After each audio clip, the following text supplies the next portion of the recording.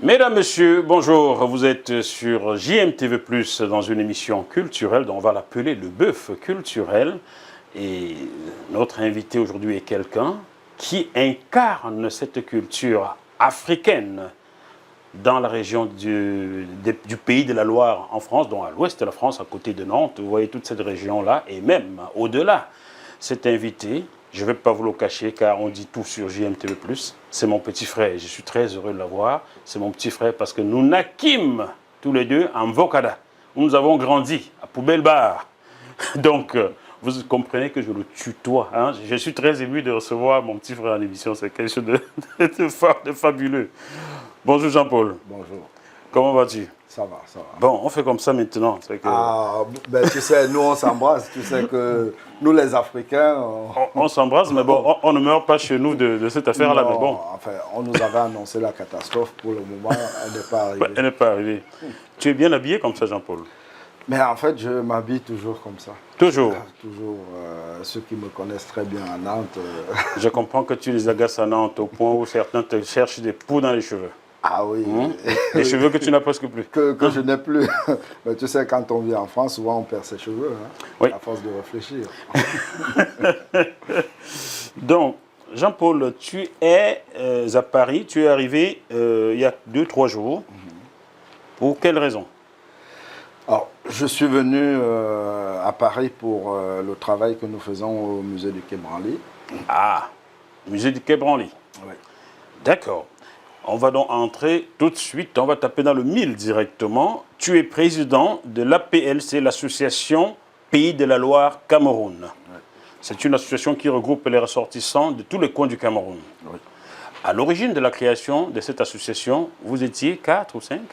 Oui, nous étions un certain nombre de Camerounais. On se réunissait de manière informelle et puis à un moment donné où il fallait valider l'association, nous étions très peu. Il y avait mon prédécesseur Issa Amadjouda, dont je rends hommage, qui est du Nord Cameroun. Oui. Il y avait Sylvain, il y avait... Sylvain Jassé. Sylvain Jassé. Qui est de l'Ouest Cameroun. Qui est de l'Ouest, qui est originaire de Bafang, mais qui a grandi à Tchang. Je le précise parce que... Je pense que c'est le cochon qui l'a tiré là-bas. Je le précise parce que j'ai aussi été agressé. Je ne vais pas parler. Donc, il y avait Sylvain qui est de l'Ouest. Il y avait Sylvain, il y avait Ndogmo qui est de Tchang aussi. Oui, qui est de Tchang aussi. On était un certain nombre. Il y avait Thomas Bouli qui est du centre. Du centre. Oui, on était un groupe, on se réunissait. Hein, et toi qui... Et moi qui suis un Bassa, Bassa de Mvogada. Alors, Bassa de Morada, qui est lui-même originaire de Kamak. Bon, voilà. Donc, c'était quoi le but lorsque vous avez décidé de créer la PLC? En fait, on s'est dit, on est là, qu'est-ce qu'on fait ici? Qu'est-ce qu'on fait ici? Et, il faut faire quelque chose pour le pays. Donc, on est un groupe d'amis, on s'entend bien. Et on se dit, on va se lancer. Mais sauf que quand on vit en France et qu'on crée une association en France, c'est le droit français. Loi 1901. 1901. Tout à fait. Et donc, pour réaliser des choses au Cameroun, il faut une association au Cameroun et avoir un partenariat, en fait, avec... il faut signer une convention avec cette association-là. Voilà, donc, Sylvain... était pour nous la bonne personne pour mettre tout ça en place puisqu'il avait déjà des projets, il avait fait des études, c'est un urbaniste. Un architecte? Il est architecte urbaniste. Urbaniste, ok. Et donc, et puis il y avait un maire qui a accueilli en fait le projet Sonkin à l'époque. Le maire Sonkin que j'avais rencontré à Nantes quand vous m'aviez déplacé pour faire un reportage. Voilà. D'accord. Il est toujours là? Je n'ai plus de nouvelles. Alors, j'ai pas beaucoup de nouvelles. La personne qui fait le lien aujourd'hui, qui est la personne qui est plus visible, le plus visible, c'est Sylvain, qui a toutes les informations. Nous sommes ici. Issa, mon prédécesseur, fait aussi beaucoup de déplacements, mais au nord, parce qu'il y a aussi des projets. Il y a la route du Sahel, il y a pas mal de choses qui vont se faire petit à petit. D'accord.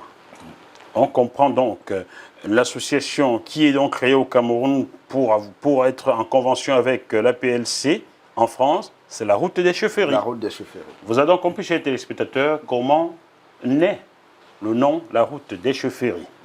Bien. Alors, depuis le 4 avril 2022, si j'ai bonne mémoire, se tient au musée du Quai Branly Jacques Chirac à Paris une exposition d'œuvres d'art Bamileke, initiée donc par vos deux associations, l'association Pays de la Loire Cameroun en France et la route des chaufferies au Cameroun. La première question, pourquoi avoir choisi d'organiser cette exposition-là? Alors, je vais apporter une petite nuance. Il n'y a pas que les Bamileke qui sont représentés, même si c'est vrai que la majorité, on va dire, c'est l'Ouest. Ça va de soi. Ça va de soi. Bien. Mais je voudrais préciser que nous sommes d'abord des Africains et des Camerounais. Nous venons du Cameroun. Nous sommes d'abord des Africains. On le sait. Donc notre objectif n'est pas, dans un premier temps, de présenter une ethnie ou un groupe. C'est-à-dire que notre objectif, c'est que le Cameroun doit être en vue. Le Cameroun, l'Afrique doit être en vue. Et